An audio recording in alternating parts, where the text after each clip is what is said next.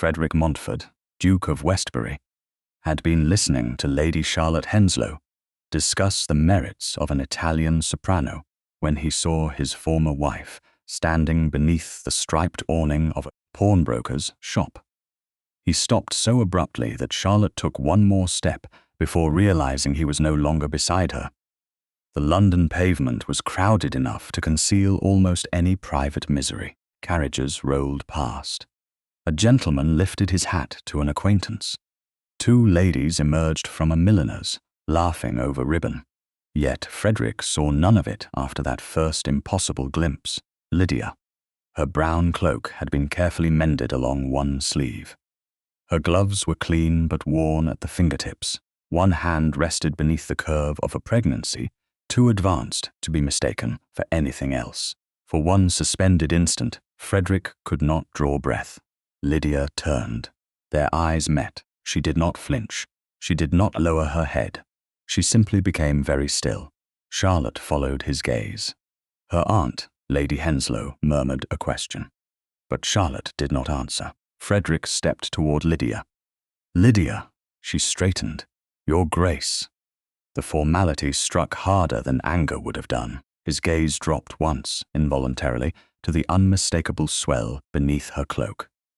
"How far along are you?" A faint color rose in Lydia's face, though her expression remained composed. "Far enough that you ought not ask questions in the street, Your Grace." Charlotte looked away at once, granting what privacy a public pavement could offer. Frederick realized what he had done. "You are right." Lydia inclined her head, accepting the correction but offering no comfort. Then something behind her caught his eye. In the pawnbroker's window, half hidden among silver boxes and watches, lay a small vinaigrette engraved with a hawthorn branch. Frederick knew every line of it. He had given it to Lydia during their first season as husband and wife. After noticing that crowded rooms sometimes left her pale, he remembered opening the silver clasp himself before one particularly oppressive supper. Remembered Lydia laughing softly because he had looked more alarmed by her faintness than she had felt. Now it sat beneath a little numbered card in a pawnbroker's display. Something cold moved through him. He looked again at the mended cloak, the worn gloves, the careful pride in her posture. "You have been selling your things." Lydia's mouth tightened. Charlotte spoke before Frederick could say anything worse. "Your Grace," she said quietly, "perhaps Mrs. Montford would prefer not to have her circumstances examined before half of Oxford Street." Lydia looked at her then. Whatever she had expected to see in Frederick's betrothed, it was not cruelty. Charlotte's expression held only restraint and an uncomfortable kind of sympathy. Frederick forced himself to recover his manners. "My carriage is nearby." "No." The answer came instantly. "Lydia, I can walk." "You should not have to. That is not the same thing." He almost said her name again with the authority he had once used as her husband. The old instinct rose quickly. He stopped it just as quickly. Lydia saw the restraint. So did Charlotte. Frederick lowered his voice. "Would you permit the carriage to take you home?" Lydia glanced toward Charlotte. "I will not have Lady Charlotte placed in a humiliating position for my convenience." Charlotte's eyes widened slightly. Then she stepped forward. "You are not placing me anywhere, Mrs. Montford. I am capable of deciding whether a carriage ride offends me." Lydia studied her. "And does it?" "No." Lady Henslow made a small sound of concern, but Charlotte continued, "If you are tired, please use it." For the first time, some of the hardness left Lydia's face. "Thank you." Frederick signaled to his footman. When the carriage drew forward, Lydia approached the step. She paused only once. Frederick offered his gloved hand. The gesture should have been ordinary. It was not. Lydia looked at his hand as though it belonged to a memory neither of them had agreed to revisit. Frederick kept it open. He did not move closer. After a moment, she placed her fingers in his. The contact lasted only long enough for her to climb safely into the carriage. Still, Frederick felt the slight pressure long after she had withdrawn. Charlotte and her aunt took the opposite seat. Frederick remained outside. "Where are you staying?" he asked. Lydia hesitated, then gave the direction. It was a respectable street, but not one where a woman who had once presided over Westbury House should have been living, unless necessity had driven her there. Frederick knew London rents. He also knew the settlement he had ordered after the divorce should have made such necessity impossible.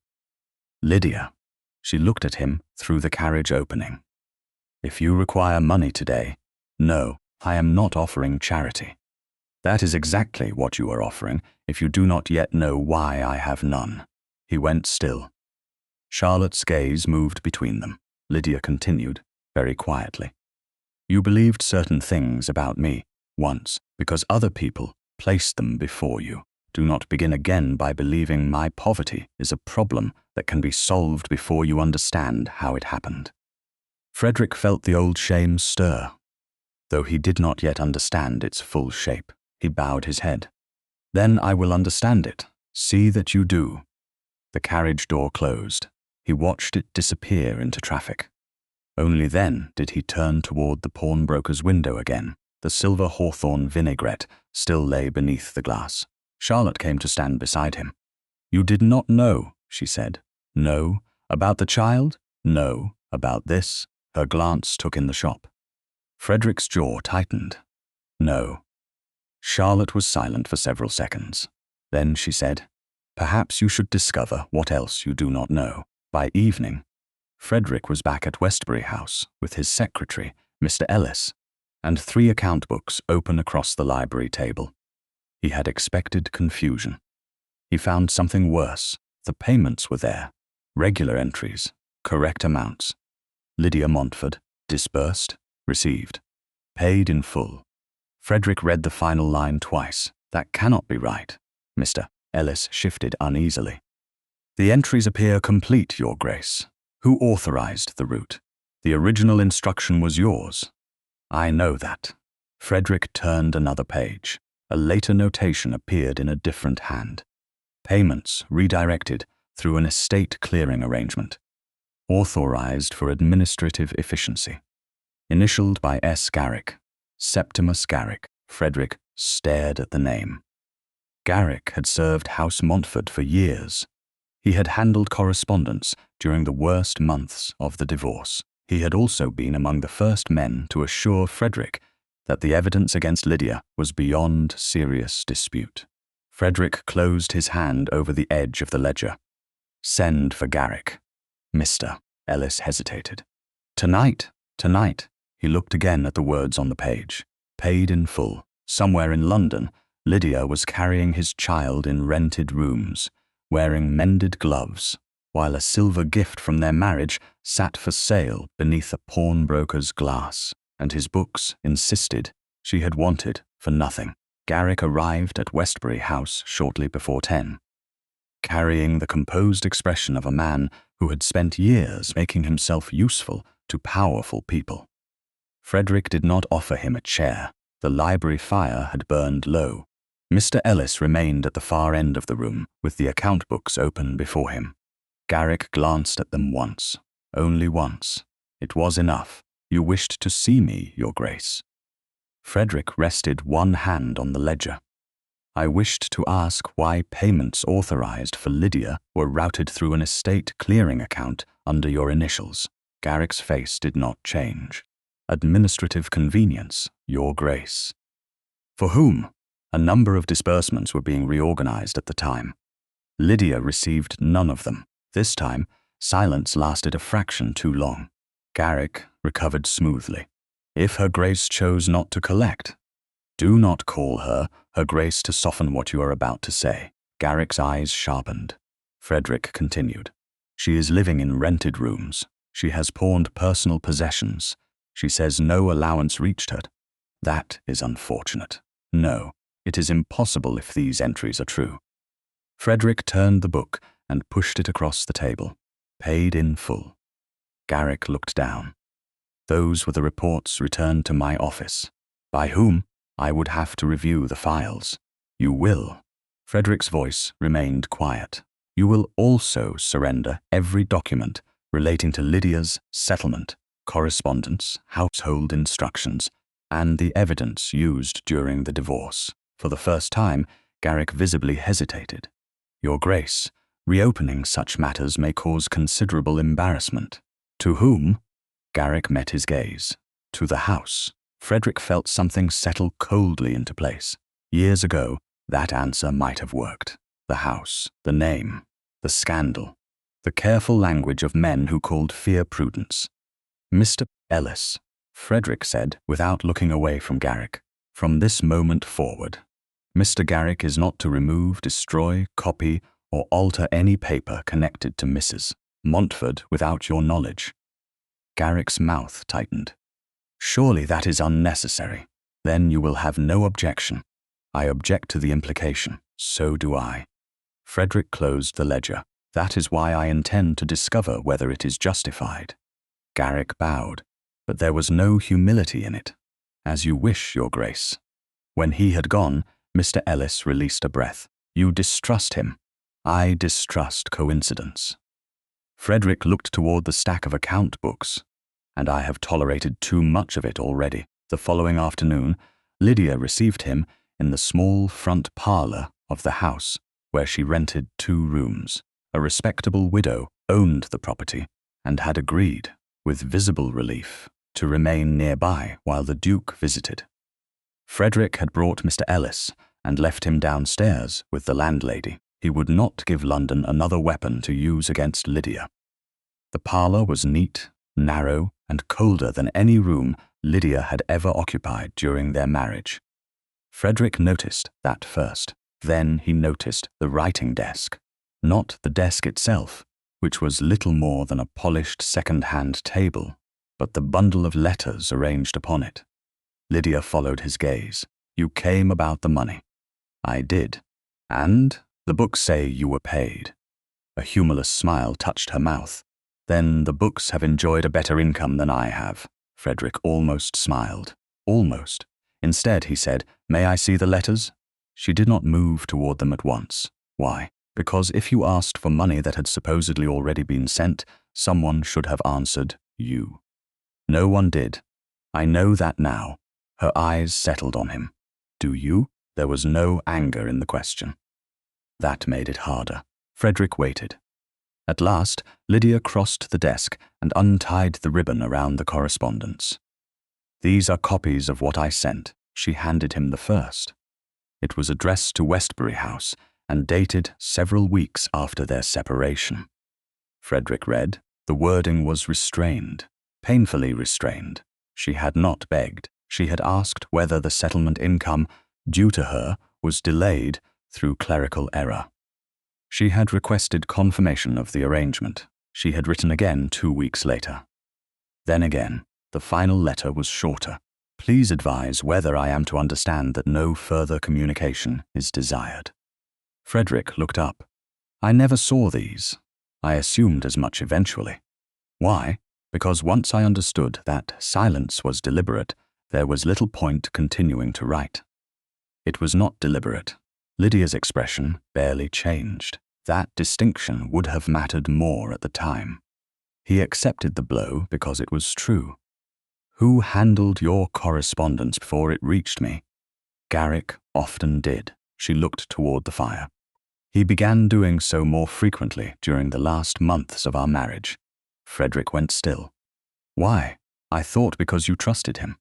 I did. I know. Something in her tone made him look more closely. Lydia. She folded her hands over the curve of her abdomen. There were irregularities in my settlement accounts before any accusation was made against me. Frederick frowned. What irregularities? Small ones at first. Delayed income, charges I did not recognize, transfers through accounts I had never authorized. And you told no one? I told Garrick. Frederick felt the room change around him.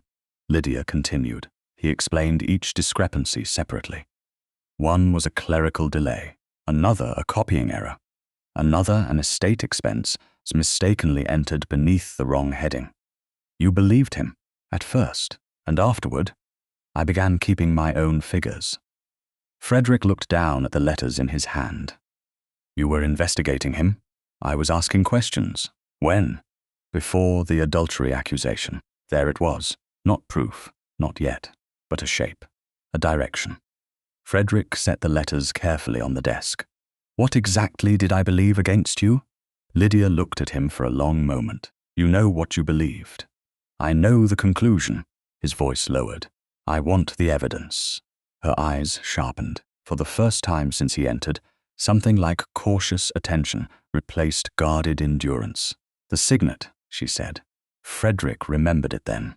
Black onyx, heavy gold setting. A gentleman's seal supposedly found beneath the carpet near Lydia's sitting room hearth. A servant had sworn it belonged to the man Lydia was accused of receiving privately. Frederick had seen it. He had held it in his own hand. He had believed it. The black signet, he said. Yes. And the footman. And a message arranging the meeting. Lydia's mouth tightened. I never wrote such a message. Frederick stood very still. I will have every item examined again. By whom? Not Garrick. That was not my question. He looked at her. She pointed toward the letters. If House Montford investigates House Montford, what happens when the truth becomes inconvenient? The old Frederick might have answered with rank, with assurance, with offence. Instead, he said, an independent solicitor. Lydia studied him. And my settlement accounts. All of them. Not only the months after the divorce, no, before it as well. Yes, she drew a slow breath. Then you may examine the copies, not gratitude. Permission. The distinction mattered. Frederick gathered the letters only after she pushed them toward him. At the door, he paused. Lydia, she looked up. I thought you had been provided for. Her face remained calm. I thought you wanted me poor enough to disappear.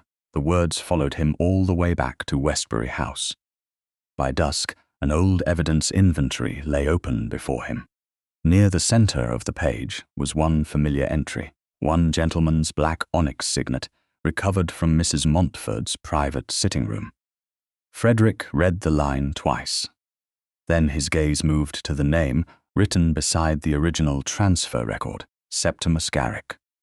The next morning, Lydia was carrying a covered bowl across the narrow landing when Frederick arrived. He had expected to find her in the parlor with papers spread neatly before her, ready to discuss accounts and evidence. Instead, he found her standing outside another tenant's door, one hand supporting the bowl and the other resting briefly against the wall. She looked pale, not faint, not helpless, simply tired. The landlady, Mrs. Vale, hurried forward. Mrs. Montford, you should have let me carry that. The broth weighs less than your coal scuttle, Lydia replied. And Mrs. Mercer has not eaten since yesterday.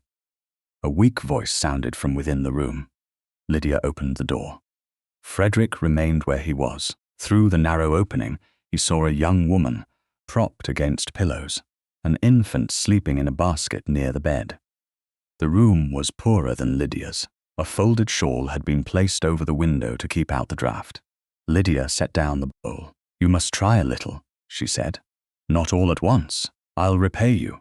No, Mrs. Montford, you may repay me by becoming sufficiently strong to complain about the broth.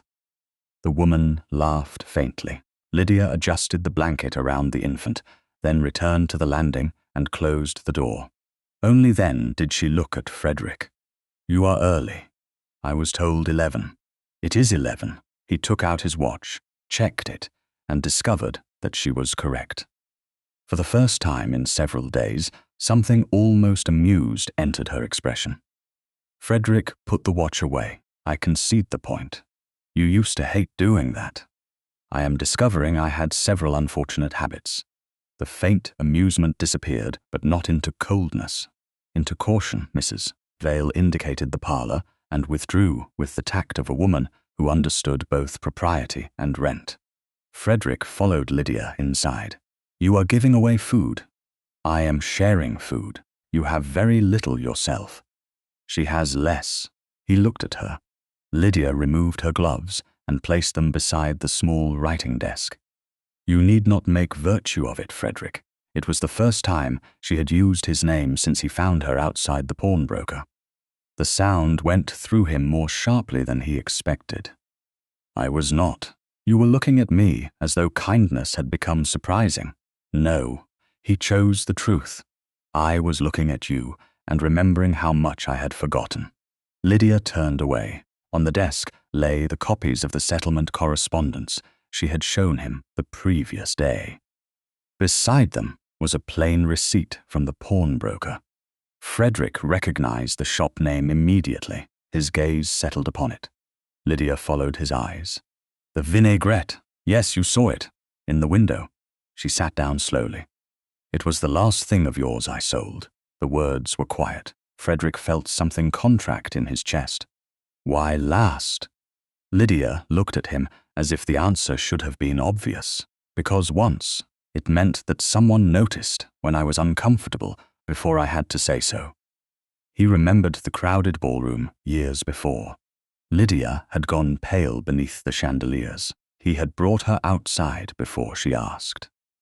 There had been a time when he had known the smallest alteration in her face. Then there had been a time when strangers spoke, papers appeared, servants testified, and he had believed all of them before he truly listened to her. I kept it until sentiment became more expensive than food, she said. Frederick sat opposite her. I am sorry. Lydia's fingers tightened around the pawn receipt. For the vinaigrette, for far more than that. Silence rested between them. Then Lydia said, Do you know what hurt most? Frederick did not answer. The decree was terrible. The accusation was worse. But neither was the worst thing. He waited. You never asked me. Her voice did not rise. You never came into a room, closed the door, looked at me, and asked whether I had betrayed you. Frederick stared at her. I thought the evidence. I know what you thought. She looked directly at him.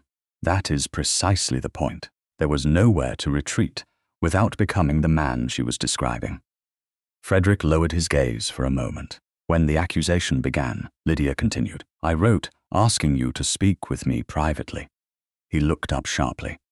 You never wrote to me. I did. I received nothing. I know that now. When? Before matters hardened. Before the solicitors began speaking more often than we did. Frederick felt the implications gather. Who took the message? A footman carried it to the household office. I was told it would reach you. Which footman? Thomas Bell. Frederick knew the name.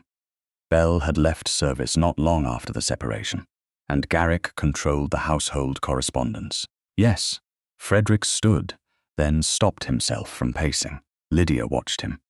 If that message was intercepted, it would explain why you never answered. No, his voice came out harder than he intended. Then he corrected himself. It explains the missing message. It does not explain me. Lydia said nothing. Frederick met her eyes. Then I failed before the court ever decided anything.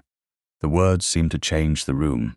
Not forgiveness, not relief, but Lydia's expression shifted, as though he had finally placed his hand upon the correct wound instead of the visible scars around it.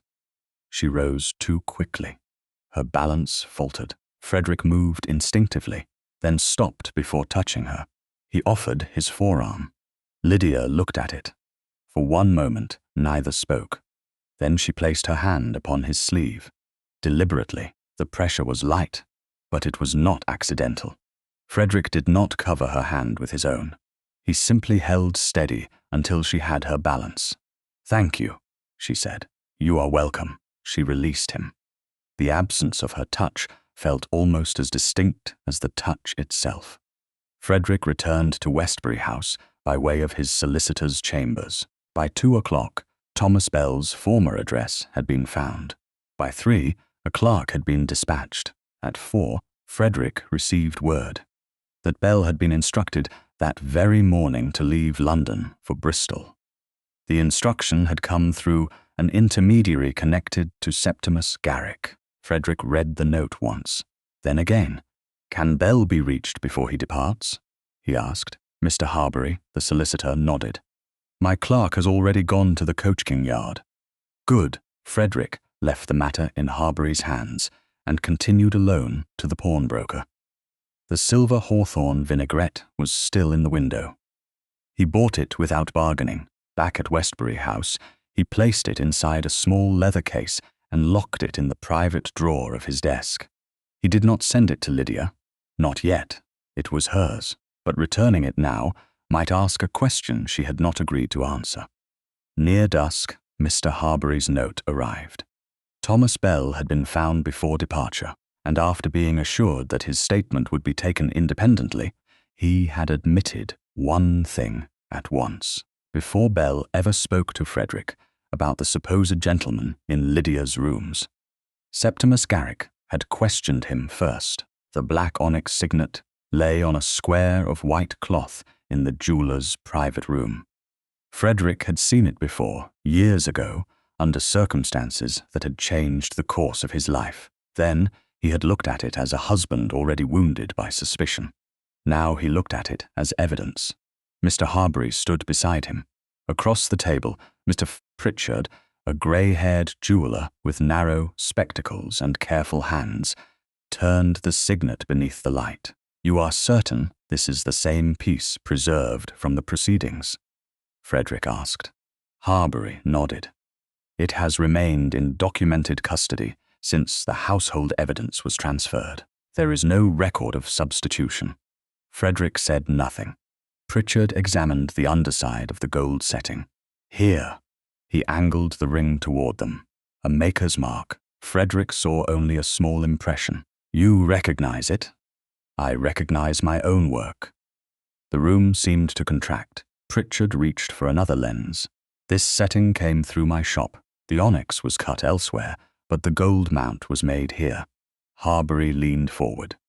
"Can you establish when? I keep order books." Frederick's gaze remained on the signet. Years earlier, a servant had sworn that this ring belonged to a gentleman who had visited Lydia privately. The signet had been found beneath a rug near her sitting-room hearth. Its presence had seemed indecently intimate, a lost possession. A lover careless enough to leave proof behind. Frederick had not asked who purchased it. He had asked only whose initials it appeared to bear. Pritchard left the room and returned with a thick, leather-bound volume. He turned pages slowly. Black onyx, heavy gentleman's setting, plain edge, no family crest requested. His finger stopped there. Harbury read first. Then he looked at Frederick.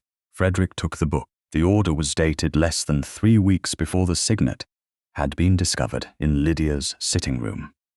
The purchaser's name was written clearly. Septimus Garrick. For several seconds, Frederick heard nothing but the ticking of the small clock above the cabinet. "Could another man have commissioned it through Garrick?" he asked. Pritchard considered. "Possible, Your Grace, but not according to my notation."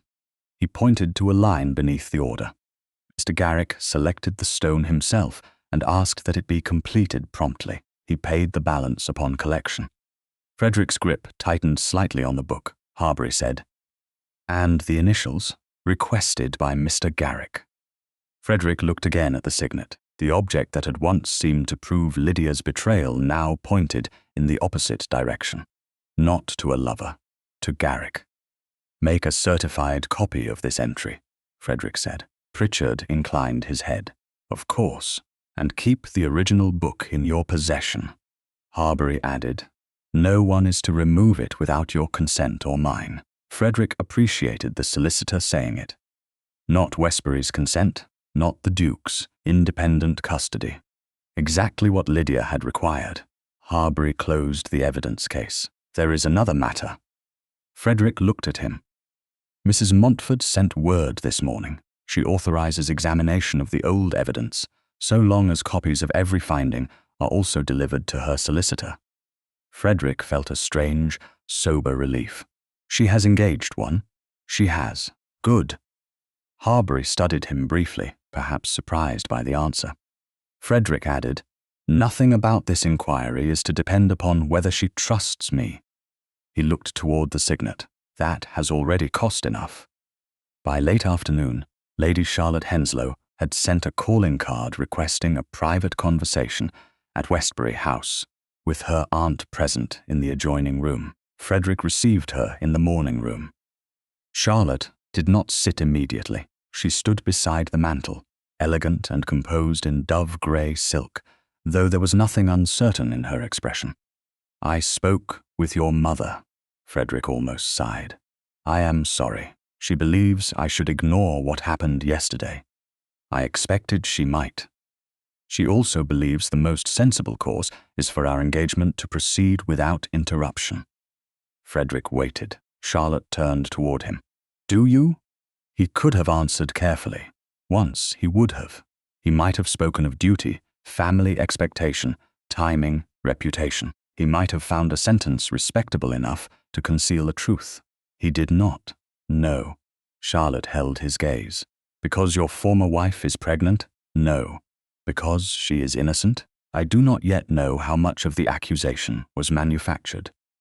That was not my question. Frederick almost laughed, though there was no humor in it. Lydia had said something similar, Charlotte noticed. "What? Nothing. That is rarely true when a man says it." Frederick walked to the window, then stopped before distance could become another form of avoidance. He turned back. "I intended to marry you because it seemed reasonable." Charlotte's expression did not change. "Reasonable. You deserved more than that." Yes, the quiet answer forced honesty from him more effectively than accusation could have done. Frederick continued. "I believed the part of my life that belonged to Lydia was finished. Not healed, finished. And now? Now I know I buried it." Charlotte remained silent. Frederick had spent years speaking with men who measured words for political effect. He had become very good at doing the same. This felt different, more dangerous, because no clever phrasing could improve it. "Seeing her again," he said, "showed me how much of myself I mistook for discipline when it was simply grief I had refused to name." Charlotte lowered her eyes for a moment. When she looked up again, there was pain there, but no humiliation. "Do you still love her?" Frederick did not answer quickly, not because he doubted, because saying it aloud altered obligations. "I do not know what she will ever allow me to be to her." "That was not my question either," Frederick breathed out. "Yes." Charlotte nodded once. There was no scene, no tears. That restraint made him respect her more. "My father will dislike this." "I know. Your mother will dislike it more. I know that too." A faint, tired smile touched Charlotte's mouth. At least something remained certain. Frederick almost smiled in return. Then her expression became serious again. "I will decide what to do about our engagement. You should. Not your mother. No, not you. No, and certainly not Lydia." Frederick's answer came at once, "Especially not Lydia."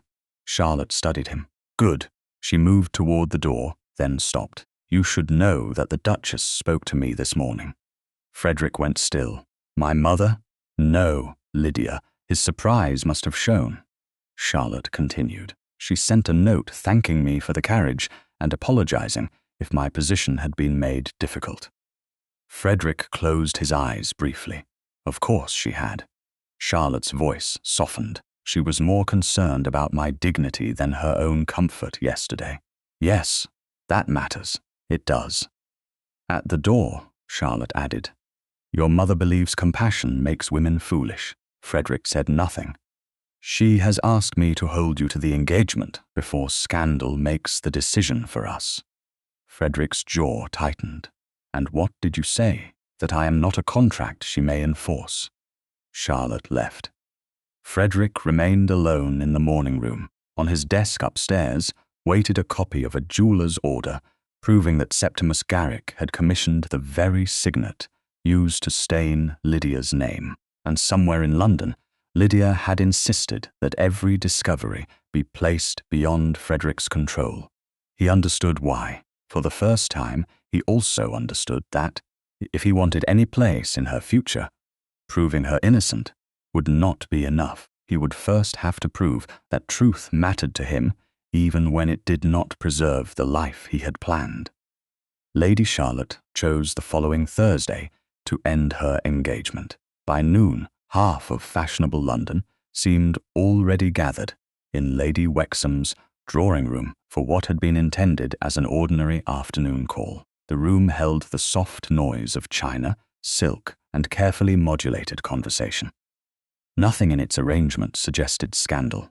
Augusta Montford changed that within minutes. Frederick had arrived with his mother because refusal would have created a spectacle before any decision had been made. Lydia was not present. She had chosen not to attend, saying only that Charlotte deserved to speak, without the shadow of another woman standing beside her. Frederick had respected the choice. Augusta did not. Lady Charlotte entered with her aunt and father. She wore pale blue, simple by the standards of the room, and greeted their hostess before approaching Frederick. Augusta moved first. "My dear Charlotte," she said warmly enough for those nearest to hear, "you have been remarkably patient through a most distressing disturbance." Conversation thinned around them. Charlotte's expression remained composed. "I do not believe patience is what is required, Your Grace." Augusta smiled, as though indulgence might erase the answer.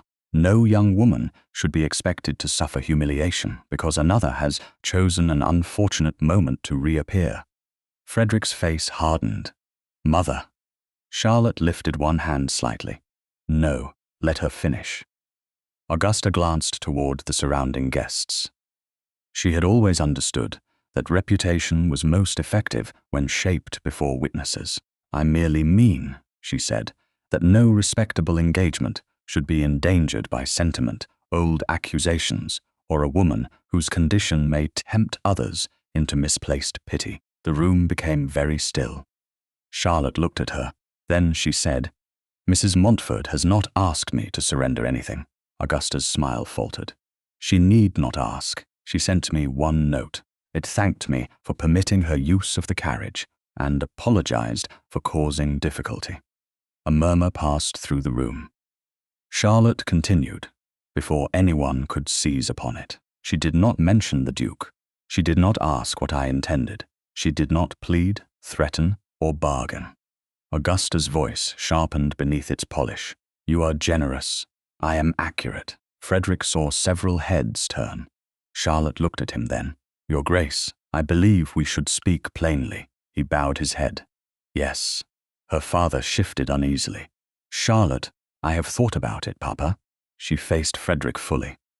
"Our engagement was entered into with good sense and the approval of our families. Yes, but not with the truth." Frederick did not attempt to defend himself. Charlotte's voice remained steady. "You believed yourself finished with your former marriage. You were not." A woman near the mantel lowered her teacup. Augusta said, "This is hardly the place." Charlotte turned toward her. "I think it is exactly the place. If everyone here is to discuss my future after I leave, they may at least begin with the correct facts." Frederick felt something close to admiration. Charlotte looked back at him. "I will not marry a man who is offering me duty while his heart remains bound elsewhere." The words were not cruel. That made them more decisive. Frederick said, "You are right." A faint wave of surprise moved through the room. Charlotte drew a slow breath. "Then I release you from the engagement." Her father closed his eyes. Augusta went white. Frederick bowed. "And I release you from every expectation attached to it." For one brief instant, Charlotte's composure trembled. Then she recovered. "Thank you." Augusta stepped forward. "Charlotte, you cannot possibly understand what society will make of this." Charlotte's gaze moved across the room. "I suspect I understand perfectly." She turned to the guests nearest them. "And because I do, I will make one further thing clear. Mrs. Montford did not break my engagement." The statement landed harder than any accusation. "She did not ask the Duke to return to her. She did not ask me to withdraw. This is my decision." Someone whispered Lydia's name near the window. Another voice, quieter but distinct, said, "Yet she is carrying his child." Augusta heard it. So did Frederick. The shape of the coming story became obvious at once. The abandoned wife returned pregnant. The honorable fiancé displaced. The Duke manipulated by guilt. Frederick stepped into the silence before Augusta could claim it. There is one fact I will correct now. Every face turned toward him. He had no wish to expose Lydia's private life, but silence had already wounded her once. The child Mrs. Montford carries was conceived while she was still my wife. The room held its breath. He continued, there will be no suggestion in my presence that her pregnancy itself proves misconduct after our separation. Augusta stared at him. You cannot know. I can. His tone stopped her. He did not say more. He would not turn intimacy into evidence for an audience hungry for detail. Charlotte inclined her head almost imperceptibly, understanding what he had done. Frederick had confirmed responsibility. Nothing more, no claim upon Lydia, no announcement of reconciliation, no sentimental rescue. Still, by the time the first callers began departing, he knew the scandal would travel faster than any correction. It did. By evening, Lydia's landlady had received 2 cards from women who had never before visited the house, and 1 unsigned note asking whether the former Duchess expected to return to Westbury. Lydia burned none of them. She stacked them neatly on the table. When Frederick arrived with Mr. Harbury, she pushed the unsigned note toward him. So it has begun. His jaw tightened. I am sorry. For Charlotte. For all of it. Lydia glanced toward the window. I am sorry for Charlotte. She ended the engagement herself.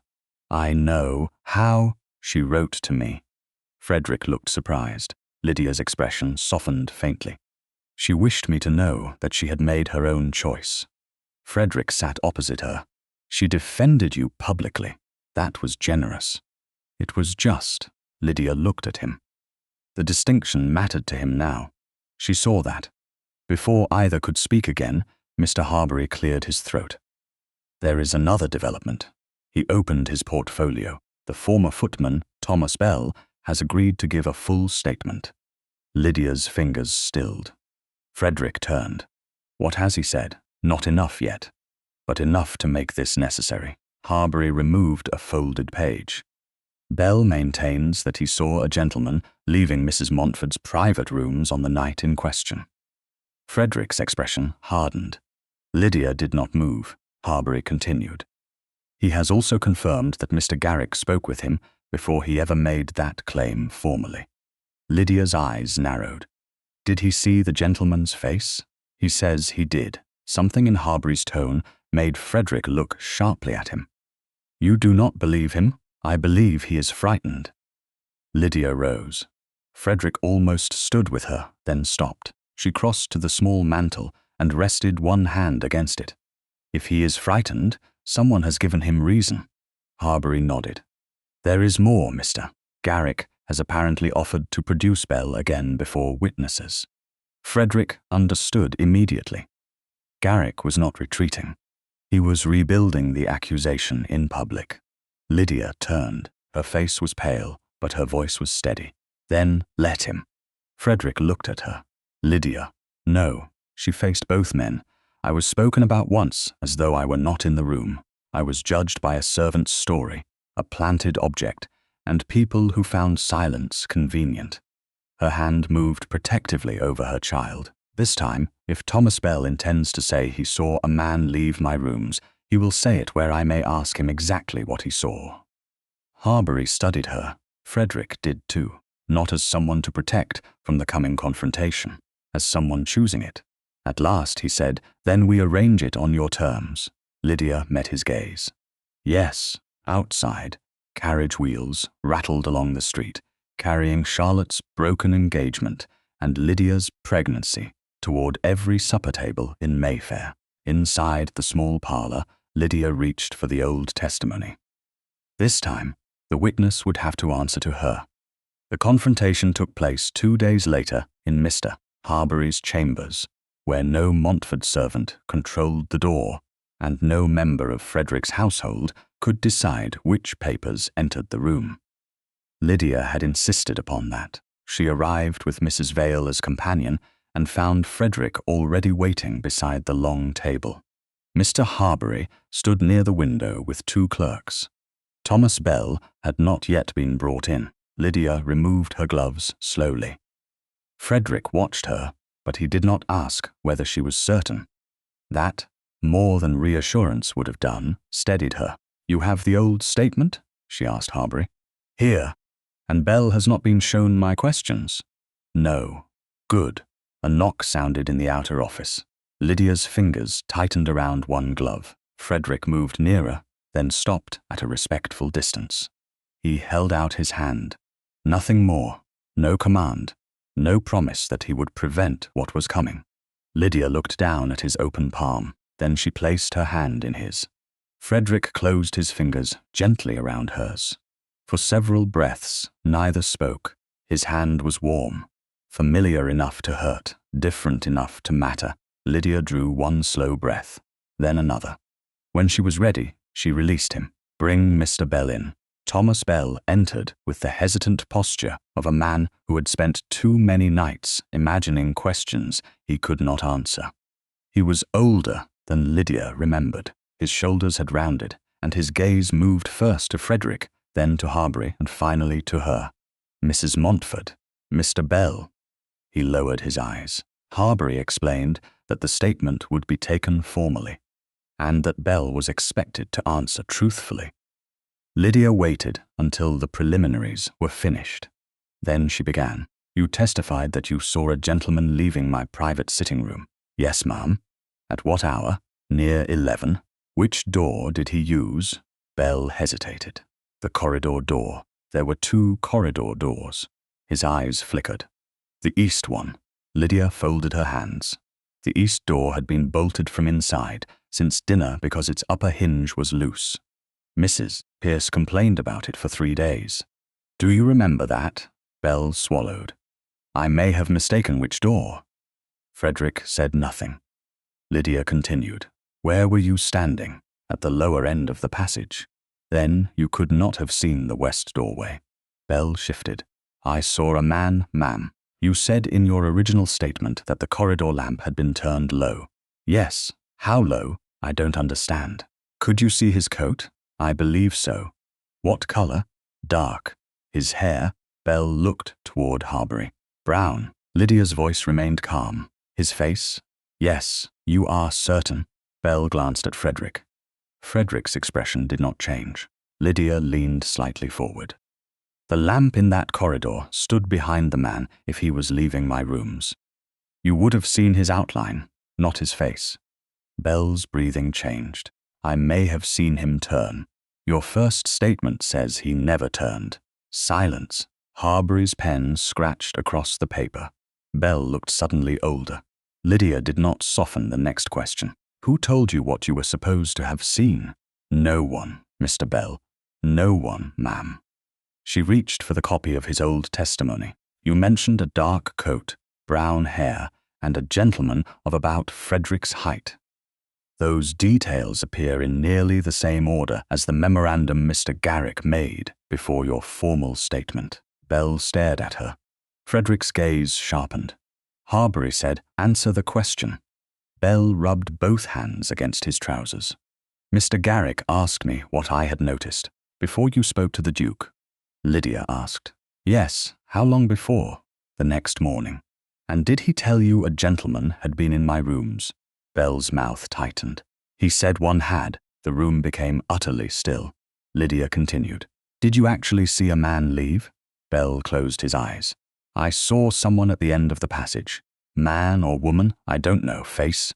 No. Coat? A dark shape." Frederick inhaled once through his nose. Lydia did not look at him. "Why did you later say otherwise?" Bell's eyes filled with shame. "My brother owed money." "To whom?" "A creditor in Southwark." "And Mr. Garrick paid it?" Bell nodded. "He said my family would be ruined if the Duke learned I had been careless on duty. He said all I needed do was tell the truth properly." "The truth properly," Lydia repeated. Bell flinched. Harbury asked, "How much was the debt?" Bell gave the amount. One clerk wrote it down. Lydia's final question came quietly. "When did you first hear about the black onyx signet?" Bell frowned. "Before I gave the full statement." From whom? Mr. Garrick. Had it already been found? Yes. And after you knew it existed, your memory of the gentleman became more certain. Belle's face crumpled. Yes. Lydia sat back. For the first time, she allowed herself to look at Frederick. His face had gone pale with contained anger. Not at her, at the architecture of the lie. Across the room, Augusta Montford stood near the door. She had demanded to attend once she learned Belle would speak. Until now, she had listened with rigid disbelief. "That is enough," she said. Lydia turned. Augusta's voice was sharp. A frightened servant changing his story, years later, proves very little. Harbury replied, "Combined with the jeweler's order, it proves considerably more than it did yesterday." Augusta looked at Frederick. "You cannot mean to accept this." Frederick's answer was cold. "I mean to examine it. You are allowing her to dismantle the honor of this house before hired clerks." Lydia rose. "No, Your Grace." Augusta looked at her. The honor of the house was endangered when truth became less convenient than accusation. For a moment, Augusta had no answer. Then the outer office erupted with hurried footsteps. One of Harbury's clerks entered without ceremony. "Sir, forgive me, Mr. Garrick has sent 2 men to remove boxes from the accounting room at Westbury House." Frederick was on his feet immediately. "On whose authority?" "His own." Harbury closed the Belle statement. "Then we proceed at once." Frederick turned to Lydia. "I will have the records placed under Harbury's custody." Lydia nodded. "Not yours?" "No." The answer came without hesitation. "His." Something passed between them. Not trust restored, but trust being built correctly. By evening, Garrick's attempt had failed. Mr. Ellis, acting under Frederick's prior instruction, refused to release the boxes. Harbury's clerk sealed the relevant cabinets and transferred the most vulnerable books to independent custody. Near midnight, one slim private ledger was found concealed behind older estate accounts. Inside were columns of numbers that did not belong to ordinary household expenditure. Mr. Harbury read them twice. Then he sent for Frederick. Lydia's name appeared again and again. Beside each payment meant for her was another destination. The money had not vanished. It had been redirected, and Septimus Garrick had kept the record himself. By the following afternoon, Frederick possessed enough evidence to ruin Septimus Garrick privately. That was precisely the problem. Mr. Harbury had laid the recovered ledger beside Thomas Belle's amended statement and the jeweler's certified copy. The chain was no longer a collection of suspicions. It was a structure. Garrick had commissioned the black onyx signet. He had spoken to Belle before Belle's formal testimony. He had paid Belle's brother's debt. He had controlled the correspondence routes. And now his private ledger showed Lydia's money diverted through accounts Frederick had never authorized for her use. Mr. Harbury closed the final document. "If your concern is Mrs. Montford's immediate security, Your Grace, there is sufficient evidence to resolve the matter within the family and remove Garrick from every position he holds." Frederick looked toward Lydia. They were gathered in a private consultation room adjoining Harbury's chambers. Augusta had not been invited. Neither had Garrick. Lydia sat near the window, one hand resting lightly over her abdomen. "Within the family," she repeated. Harbury glanced at Frederick. Frederick understood the warning in her tone. The public accusation against you could be corrected without displaying every detail, he said carefully. "We could issue a statement. Garrick could be dismissed. Your money restored. Belle's revised testimony recorded." Lydia studied him. "And the signet?" "Confirmed fraudulent. The intercepted correspondence entered into the solicitor's file. The diverted settlement payments restored with interest." "That was not what I asked." Frederick stopped. Lydia's voice remained calm. "What happens to the evidence?" "It remains with Harbury." "All of it?" "Yes, even what embarrasses House Montford." Frederick hesitated for less than a second. Lydia saw it, not because she was searching for weakness, because she had lived too long among careful pauses. Frederick answered, "Yes." She looked toward Harbury. "I want copies of every statement." "You shall have them," Harbury said. Bell's first statement and his correction. "Yes." The jeweler's order record. "Yes." Garrick's ledger entries concerning my settlement. Harbury nodded, and the household memoranda showing who handled correspondence during the separation. Frederick said, "Lydia, some of those papers include family matters that have nothing to do with." She turned to him. There was no anger in her face. That made the mistake unmistakable. Frederick stopped speaking. Lydia waited. He drew a breath. "You are right. If the material bears upon what happened to you, you see it. Not because you permit it. No." He forced himself to say it correctly. "Because it concerns you." The silence that followed was brief, but important. Lydia looked back at Harbury. "I want them held here, not at Westbury House." "They will be," he said. Frederick nodded. He had expected that agreeing would feel like surrendering authority. Instead, it felt like removing a weight he should never have carried alone. Harbury gathered the papers. "There remains the matter of public correction." Frederick leaned forward. "I can make the necessary statement. The evidence need not become a spectacle." Lydia's eyes returned to him. "A spectacle? I meant exposure."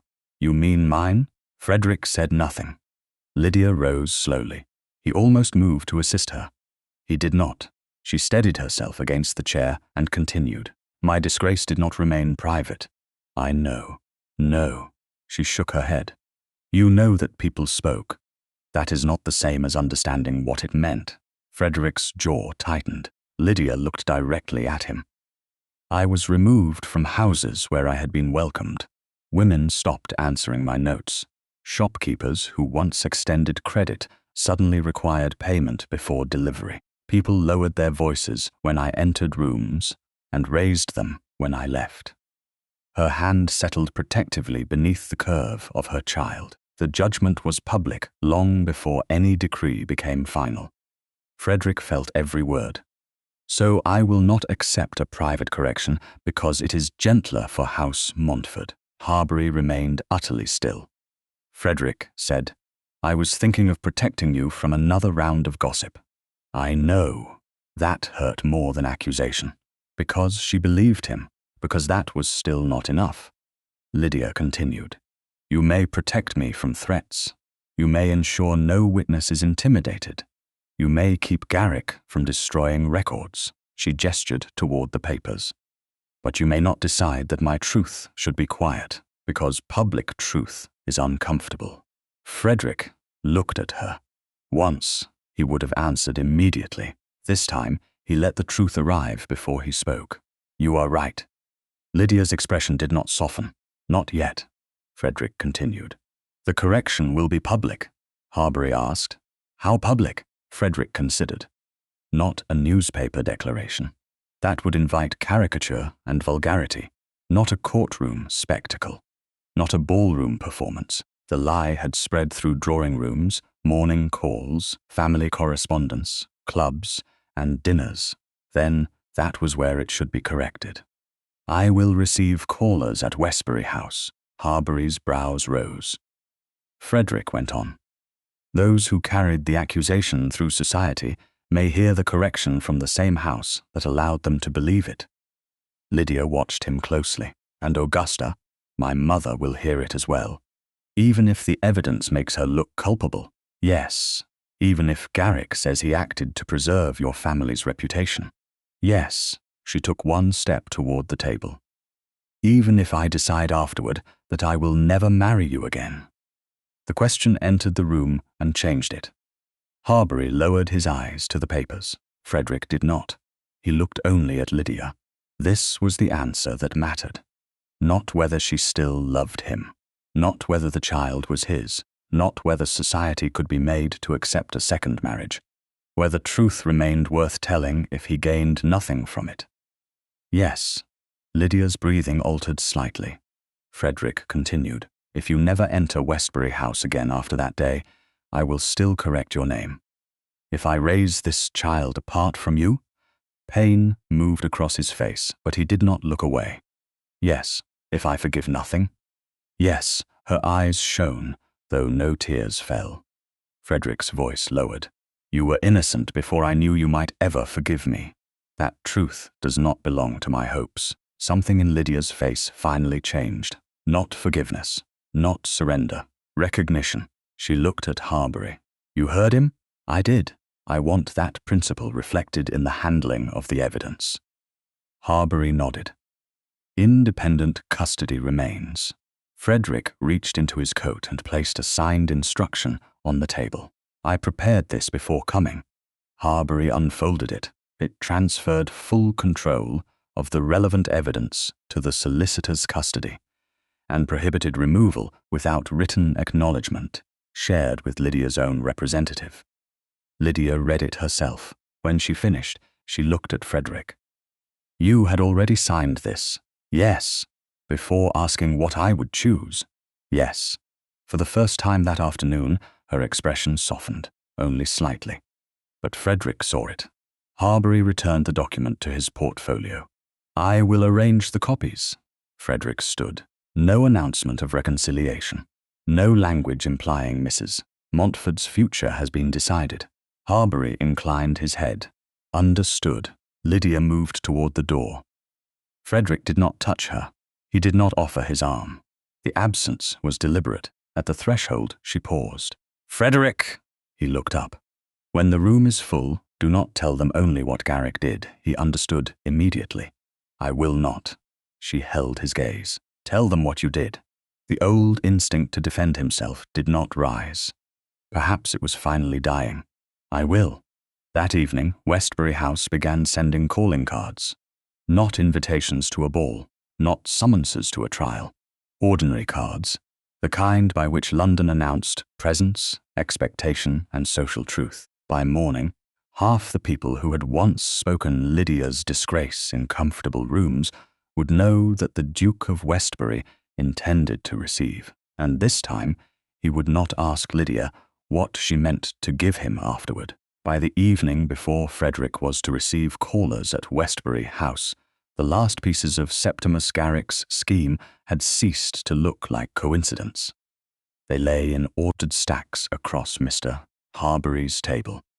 The black onyx signet, the jeweller's certified entry showing Garrick had commissioned it, Thomas Bell's original statement and his corrected testimony, the record of his brother's debt, Lydia's intercepted request for a private conversation, the diverted settlement payments, and finally Garrick's private ledger, which showed that the irregularities Lydia had begun questioning during her marriage had not begun with her divorce. They had begun nearly 2 years earlier. Lydia stood beside the table, reading the figures for herself. Frederick did not interrupt. The room held only 4 people: Lydia, Frederick, Mr. Harbury, and Augusta Montford. Augusta had resisted coming until Frederick informed her that tomorrow's correction would include her role whether she attended tonight or not. Now, she sat rigidly near the fire. Harbury tapped one entry. This transfer was entered as an estate repair expense. Lydia looked closer. There was no repair, no. And this one, charged against a tenant improvement fund, then returned through an account controlled by Garrick. Frederick's mouth hardened. Lydia followed the chain down the page. He thought I would find it. Harbury nodded. You had already written questions concerning 2 earlier entries. Frederick looked at her. You were closer to discovering him than we knew. Lydia's expression was strangely calm, so he made certain no one would trust anything I said afterward. The sentence silenced the room. Harbury closed the ledger. The sequence is persuasive. Garrick's theft was endangered by Mrs. Montford's questions. The adultery accusation removed her influence inside the household and destroyed her credibility before she could press further.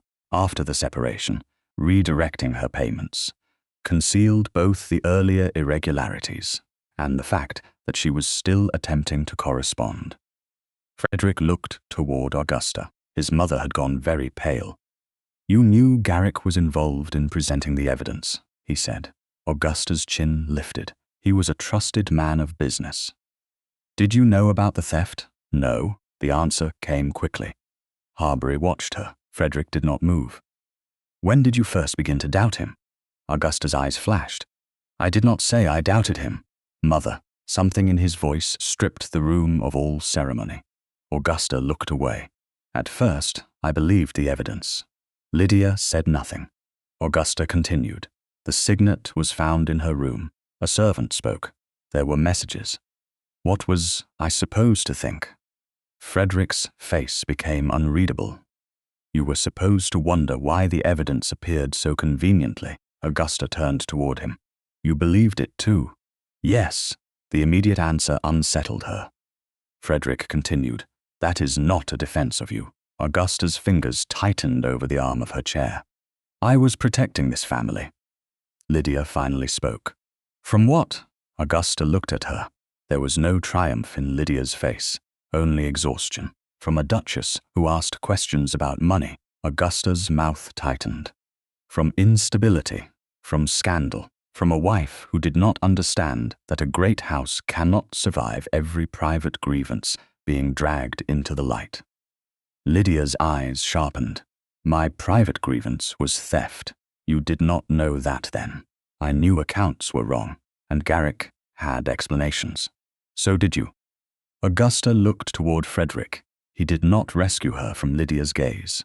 At last, Augusta said, I thought Lydia unsuitable from the beginning. Frederick's expression changed. Not surprise. Recognition. Augusta continued, more quietly now. She questioned too much. She involved herself in matters better left to men appointed to manage them. You listened to her. You altered decisions because of her. Lydia stared at her. You wanted me gone. I wanted Frederick to be the duke he had been raised to become. Frederick's voice was low. And when Garrick gave you evidence that removed her, Augusta did not answer. She did not need to. The truth settled without drama. She had not invented the scheme. She had welcomed it. And once doubt should have made her reconsider, pride had made silence easier. Harbury gathered the papers. I believe we have enough for tomorrow. Frederick nodded. Everything remains in your custody. Yes. Lydia looked at Augusta. Will you attend? Augusta's face hardened. I will not sit among callers while my son publicly humiliates his own mother. Frederick answered before Lydia could. I am not humiliating you. Augusta stood. No, no. I am refusing to hide what happened. For the first time, Augusta looked almost frightened.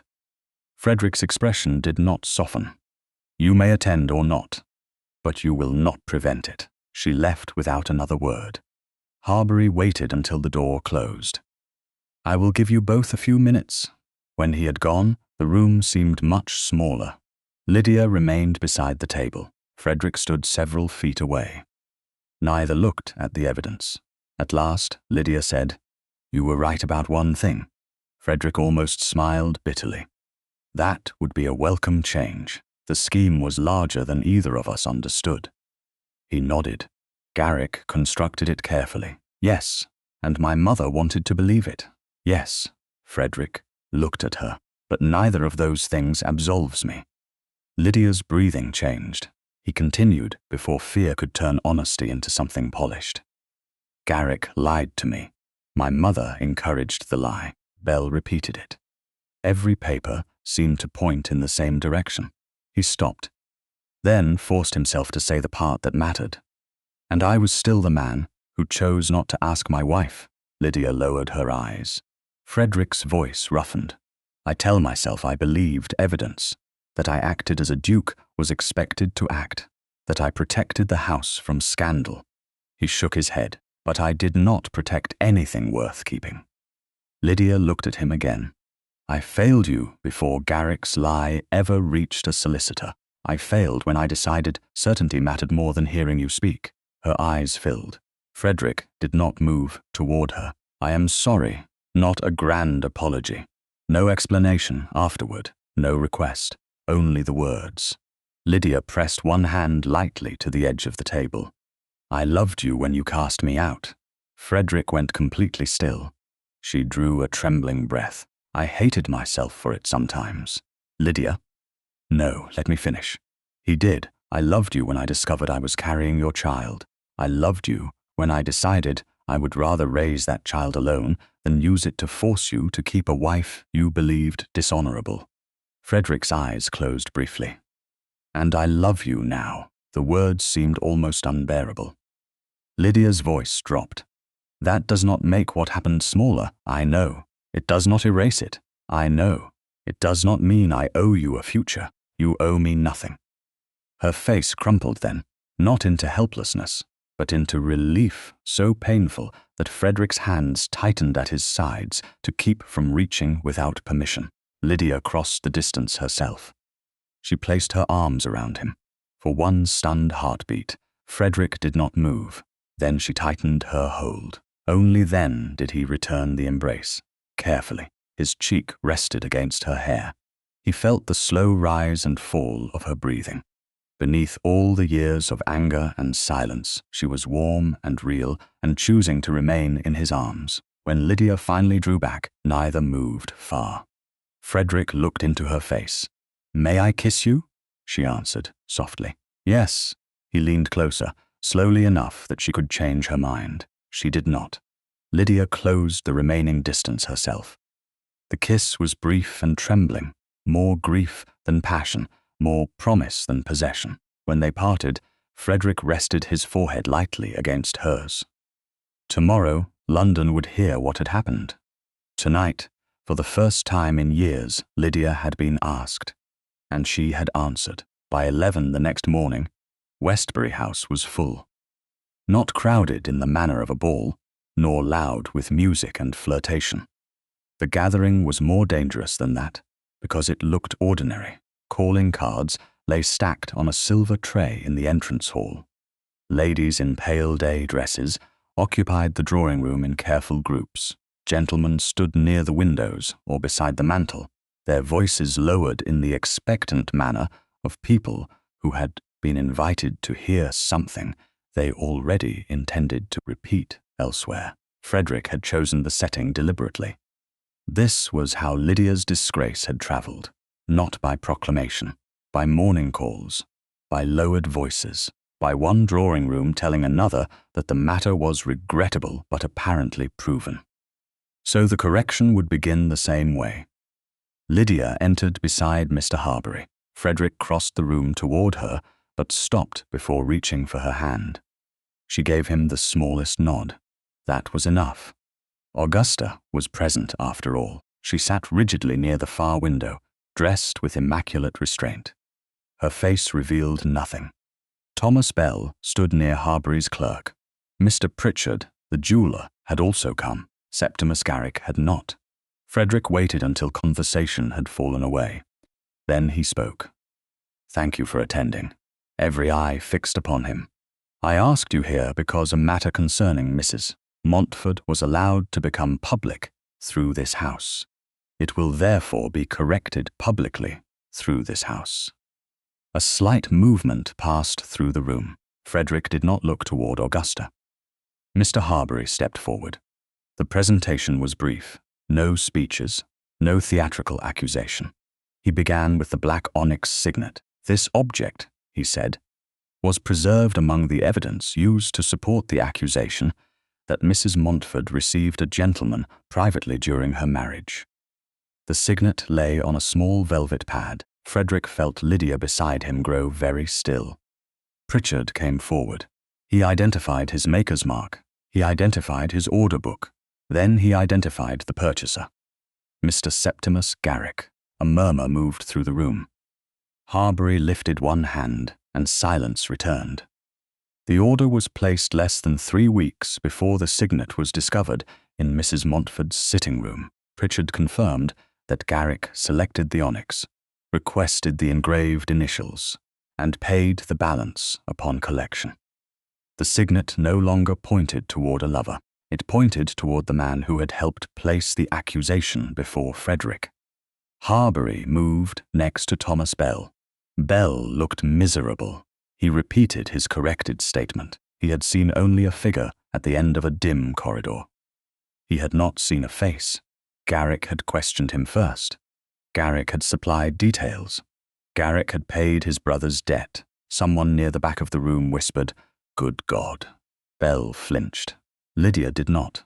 Harbury continued. He produced Lydia's intercepted request for a private meeting with Frederick and records showing that Garrick controlled the route through which it should have passed.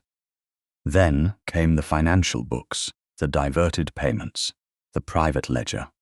The earlier irregularities Lydia had begun questioning while still Duchess of Westbury. A pattern emerged with brutal clarity. Garrick had stolen money. Lydia had noticed. The adultery scandal destroyed her credibility. The divorce removed her influence. The diverted support afterward helped keep her isolated while concealing the same man's access to the accounts. Frederick watched the room understand, not merely that Lydia had been wronged, that she had been made unbelievable because believing her would have threatened someone useful. Harbury closed the final ledger. The evidence will remain in independent custody. Copies have been provided to Mrs. Montford's representative. Mr. Garrick has been dismissed from all positions connected to House Montford. Proceedings to recover diverted funds and pursue appropriate legal remedies have begun. A lady near Augusta looked toward the Dowager Duchess. Augusta rose. If this gathering is intended to suggest that I conspired in theft, it will fail. Frederick turned toward her. No one has said you stole money. Augusta's chin lifted. You have made my position plain enough. Lydia spoke before Frederick could. Your position was never the same as Garrick's. Augusta looked at her. Lydia's voice was steady. He built the lie. You chose the version of it that suited you. Several people shifted uncomfortably. Augusta went pale. You always believed yourself entitled to interfere. In my own settlement accounts, in matters of the house. They became matters of the house because someone was stealing from it. Augusta looked toward Frederick. Will you allow this? Frederick's answer came quietly. Yes. She stared at him. He continued. You encouraged me to accept evidence because Lydia's removal pleased you. Later, when doubts should have mattered, protecting the family's reputation mattered more to you than discovering whether an innocent woman had been destroyed.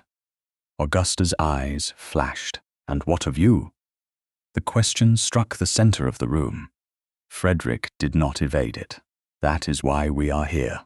He stepped away from the mantel. The silence deepened. Septimus Garrick constructed the evidence against my wife. His voice remained even. My mother encouraged me to believe it. He looked at Lydia. But I was her husband. Something in her face changed. Frederick turned back to the room. I was the man who should have asked her directly whether she had betrayed me. No one moved. I did not. Augusta whispered. Frederick, he continued. I trusted procedure, testimony, objects placed before me. I told myself that this was prudence and honor. His gaze moved across the faces before him. It was neither. Lydia's eyes shone. I allowed Mrs. Montford's name to remain beneath an accusation I had never given her a fair chance to answer. That failure belongs to me. Garrick's deception explains how the lie was built. It does not excuse the husband who accepted it. The room had gone utterly still. Frederick looked at Lydia again.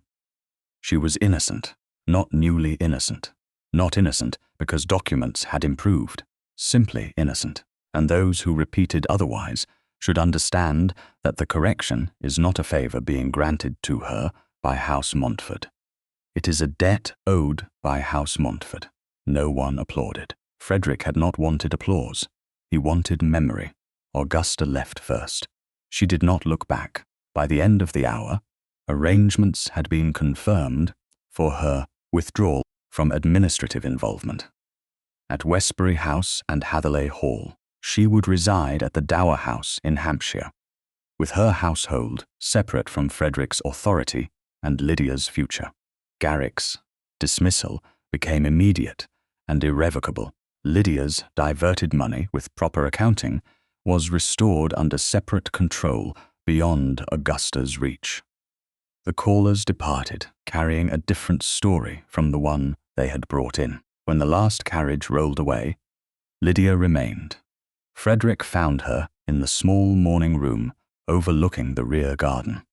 For several moments, neither spoke. Then Frederick placed a small leather case on the table between them. Lydia recognized it before he opened it. The silver hawthorn vinaigrette rested inside. Her breath caught. "You bought it back?" "Yes." "When?" "The day after you told me why you sold it." She looked at him. "And you kept it?" "I did." "Why?" Frederick's fingers tightened once against the edge of the case. "Because I was afraid that returning it too soon would turn an object that belonged to you into a request." Lydia looked down at the engraving. The little hawthorn branch had been polished, but the fine scratches of years remained. Frederick pushed the case toward her. "It was always yours. I had no right to decide what its return should mean." Lydia touched the silver lid. Frederick drew a breath. "I love you, Lydia." She became very still. He continued before courage could turn into expectation. "I am not asking that love to acquit me." Her eyes lifted to his. "I know. I do not know what you will choose. I know. If all you can give me is the right to behave better from a distance, then I will take it." A tear slipped down Lydia's cheek. She smiled through it. "That is a very poor declaration." Frederick almost laughed. "It is the most honest one I have." Lydia closed the vinaigrette case. Then she stood. "I love you too." The words landed differently now than they had the night before, not torn from grief, chosen in daylight. Frederick did not move. Lydia stepped toward him. She lifted one hand to his cheek. Then she kissed him. Frederick answered only after she had chosen the distance between them. When they parted, Lydia remained close. "This is not a promise to remarry you tomorrow. I know. It is not permission to assume my future. I know. It is a beginning." Frederick looked at her. For the first time in years, hope did not feel like possession. "Yes," he said. "A beginning." Several months passed before Lydia agreed to become Frederick's wife again. He did not ask every week. He did not send jewels, arrange surprises, or enlist friends to persuade her. He called when she wished to receive him. He accompanied her to appointments when invited and remained away when she preferred quiet. He discussed the child without speaking, as though fatherhood entitled him to command the mother. Most importantly, he kept doing what he had promised after there was no audience left to impress. Her restored settlement remained under independent control.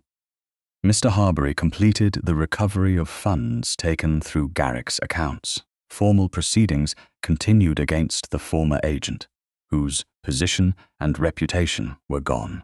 Augusta remained at the Dower House in Hampshire and no longer directed any part of the Westbury household or Lydia's affairs. Lady Charlotte Henslow survived the scandal with considerably more dignity than society had expected of anyone involved. When Lydia met her again at a charitable subscription meeting, Charlotte merely smiled and said, "It appears London has found 3 newer catastrophes to discuss." Lydia laughed. That, too, felt like recovery. Frederick courted her through spring. Not the woman he remembered, the woman she had become. He learned that Lydia now preferred breakfast near an open window, that she had acquired the habit of checking figures herself before signing anything that she disliked, being asked whether she was tired every quarter hour. That pregnancy made certain carriage journeys uncomfortable, though she would endure them rather than admit it to anyone who fussed. Lydia learned things about him as well. Frederick had begun reading every household report, with the suspicion of a man who had discovered how easily polished systems concealed human harm. He had replaced Garrick's entire accounting structure with independent checks. He had also acquired the peculiar habit of asking, "What do you think?" and then actually waiting for the answer. Sometimes Lydia teased him about it. "You need not consult me about the placement of every chair. I am practicing. On furniture. Furniture is less likely to leave me." She had stared at him after that. Frederick had looked momentarily horrified by his own honesty. Then Lydia had taken his hand. By the time he asked whether she would consider marrying him again, there was no grand audience. They were sitting in Lydia's drawing room, with the windows open to a mild afternoon. Her pregnancy had advanced enough that rising required deliberation, which she resented. Frederick did not kneel.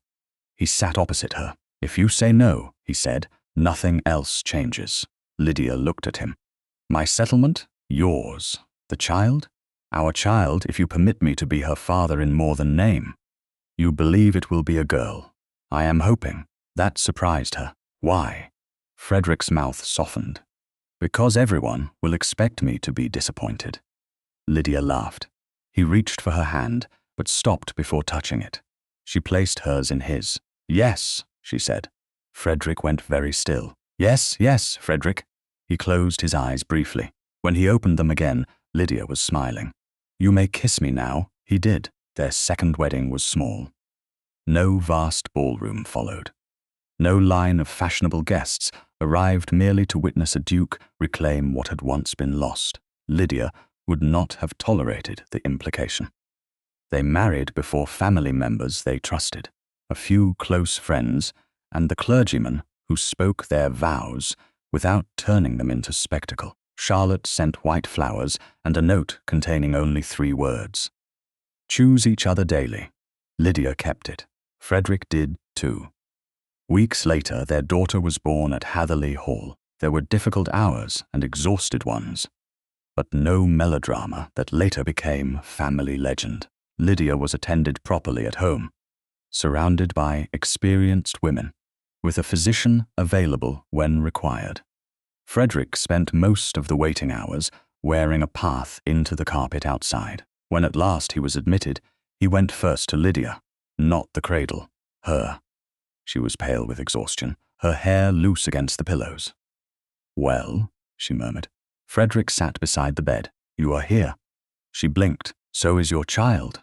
"I know. You have not looked at her. I was looking at you." Lydia's tired eyes filled. "Frederick." He bent and kissed her forehead. Only then did the nurse bring their daughter closer. Frederick took the small bundle with such solemn concentration that Lydia began laughing. "What? You look as though Parliament has entrusted you with a state secret." "She is smaller than expected. She is a baby. She has your mouth. She is 2 hours old. I am observant." "You are terrified." Frederick looked down at his daughter. "Yes." Lydia held out her hand. He took it. Months later, when spring had settled fully over Hampshire, Lydia sat beneath the hawthorn trees behind Hatherley Hall, while their daughter slept in a shaded carriage beside the bench. White blossoms moved gently above them. Frederick came from the house carrying 2 letters and Lydia's silver vinaigrette. "You left this in the morning room."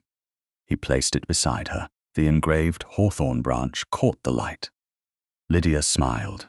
Once, the little silver case had meant a husband who noticed when she felt faint. Then it had become something she sold because food mattered more than memory. Now it was simply hers again. Not proof, not apology, not promise, just hers. Frederick sat beside her. For a while, they listened to the quiet sounds of the garden.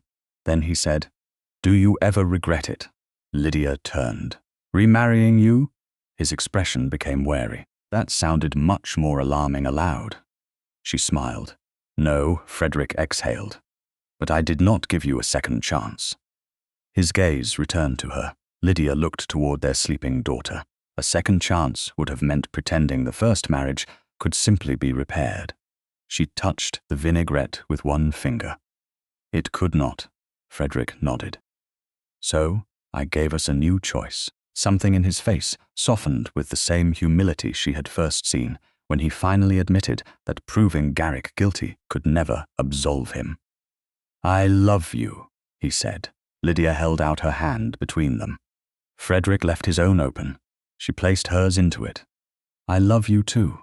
He raised her fingers to his lips. Then Lydia leaned toward him and kissed him properly, with no permission needed beyond the welcome already in both their faces.